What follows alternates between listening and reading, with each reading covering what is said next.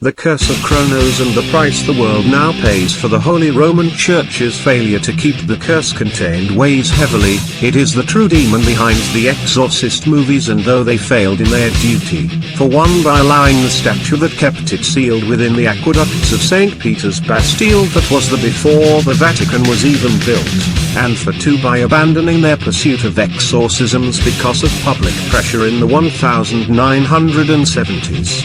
I do not know if some sort of bargain was made yet, but considering my position as the author of the Master Soul contract, be sure I shall inquire about it.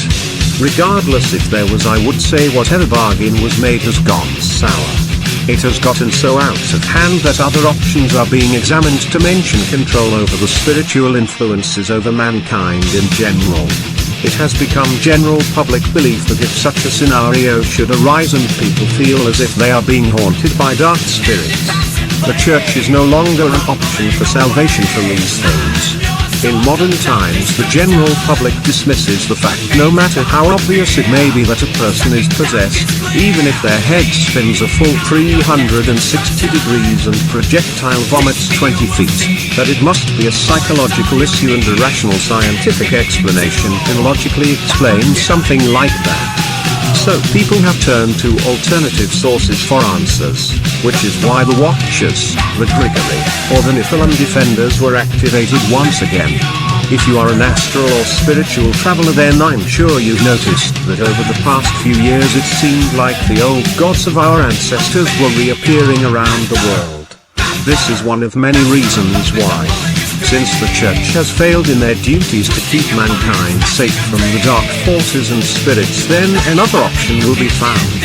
It is one of the reasons I study the arcane demons the way I do, for to become an exorcist one must be proficient in demonology and know your adversaries.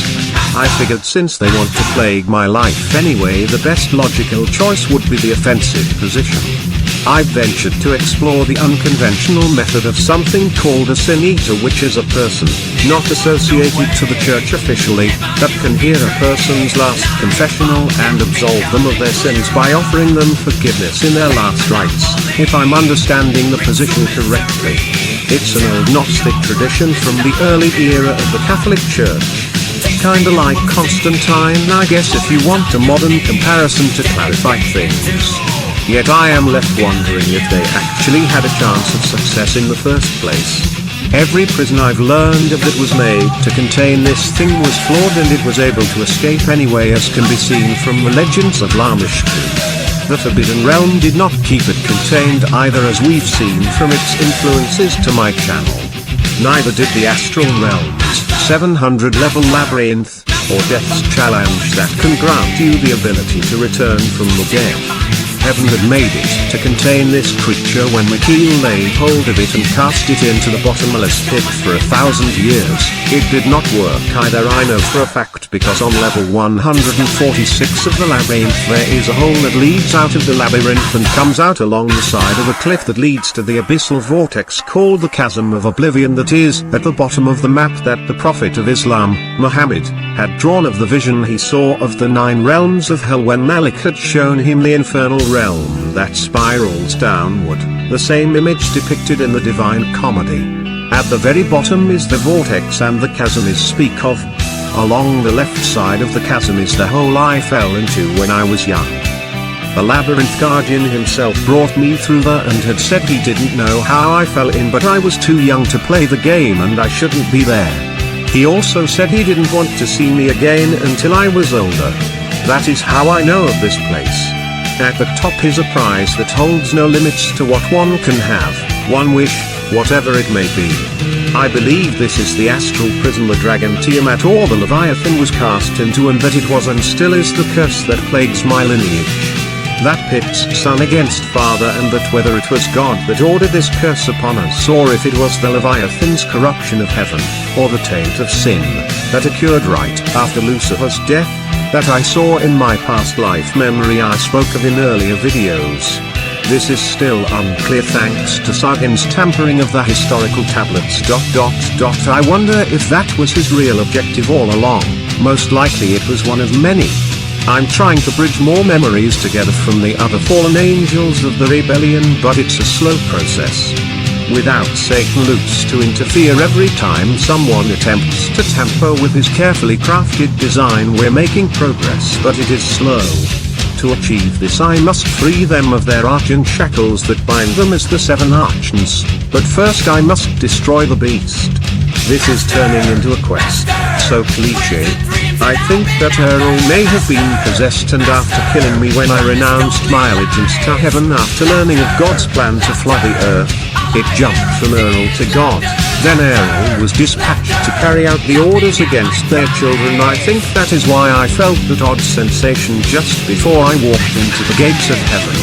I also think that was what allowed us to raise our hands against our own Creator, but we didn't realize it then because the Leviathan was created to be able to mask his presence from God and therefore us, but my senses had detected something was wrong.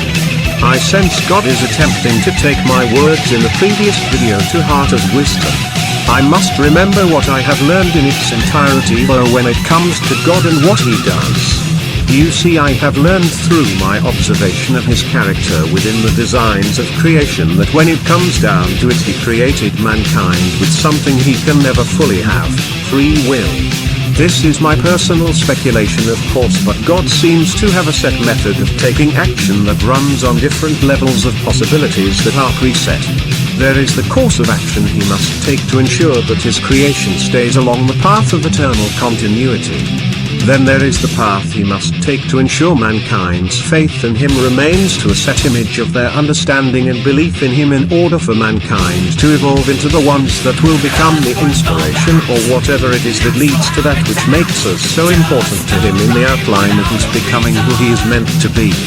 Then there is the path he must avoid and tread carefully along that involves allowing Satan and his minions to do what they were meant to without allowing them to much slack, which would lead to the destruction of everything he has created here in this universe.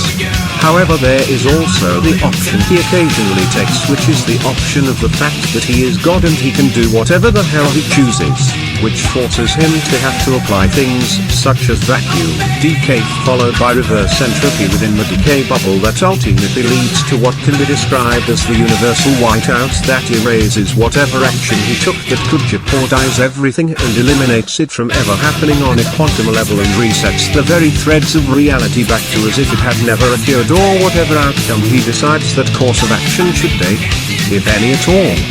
So with those basic boundaries that I can see, as per what I have learned of him, meaning the most likely is more that I haven't even conceived as possible, that may be factors as well, it becomes obvious that when you take it for what it is, God really has very little free will himself when it comes to the actions and options that are possible for him when taking action in creation. Which may be why many prayers are left unanswered and why many tragedies occur without his intervention, while many events leave a clear sign that he intervened as well. I understand this mechanism of being a god to others and having their faith in me because of my role as the devil. I understand what it is like to have people see your deeds as beyond their grasp of conception and place you on that higher power mantle even though it is the last thing you might want them to do. As well as the opportunists and fools who seek to use you for their personal agenda.